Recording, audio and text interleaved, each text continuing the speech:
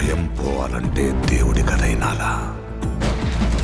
భయం అంటే ఏంటో తెలియాలంటే దేవర కథ వినాలా?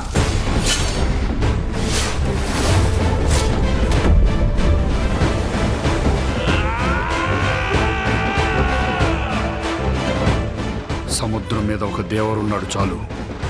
కొండ మీద ఇంకో దేవరుని తయారు చేస్తే అది మీకే మంచిది కాదు బైరా.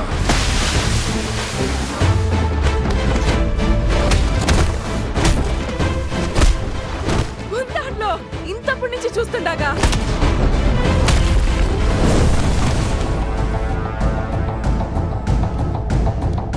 ముందుండేవి మంచి రోజులు కాదు దేవరా.